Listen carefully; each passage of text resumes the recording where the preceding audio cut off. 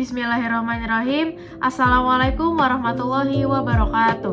Perkenalkan, nama saya Fania Jasmine Azhara. Saya berasal dari kelas 10 IPS 1. Di sini saya akan menerangkan materi tentang teks biografi dari mata pelajaran Bahasa Indonesia saya untuk menyelesaikan tugas saya di semester 2. Singkatnya, teks biografi itu adalah teks yang berisikan kisah suatu tokoh dalam mengarungi atau menjalani hidupnya.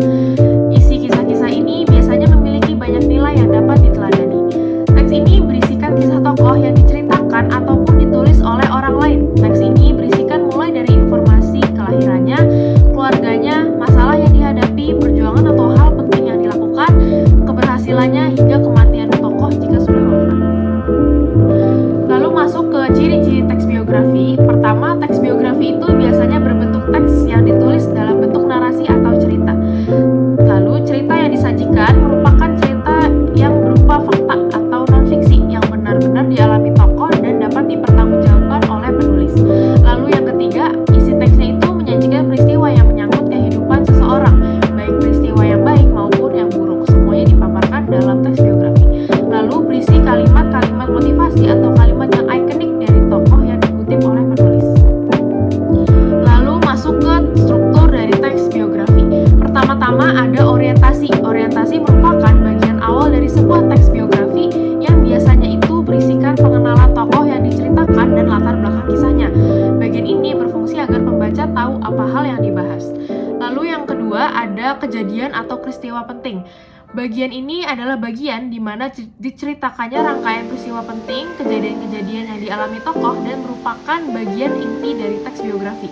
Mengapa bagian inti? Karena di bagian ini adalah bagian di mana ada peristiwa-peristiwa penting, kejadian-kejadian yang dialami tokoh yang bisa dijadikan sebagai teladan dan dijadikan sebagai pelajaran untuk pembacanya. Lalu yang terakhir ada reorientasi, yaitu bagian di mana ada di akhir cerita dan berisikan komentar atau pernyataan simpulan atau biasa juga kita sebut sebagai kesimpulan dari kisah yang telah diceritakan sebelumnya. Bagian ini adalah bagian yang sekaligus berperan sebagai penutup dari sebuah teks biografi dan bersifat opsional. Lalu selanjutnya yang terakhir ada kaidah kebahasaan dari teks biografi.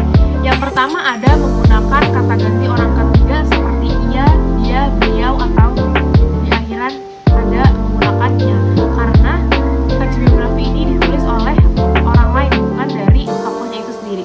Lalu yang kedua ada menggunakan kata ganti petunjuk seperti ini atau itu. Lalu ada menggunakan konjungsi temporal waktu seperti sejak, ketika, sebelum, dan lain-lain. Lalu menggunakan kata depan yang menunjukkan keterangan waktu seperti pada. Lalu menggunakan penanda waktu berupa pronomina seperti nantinya atau kelak.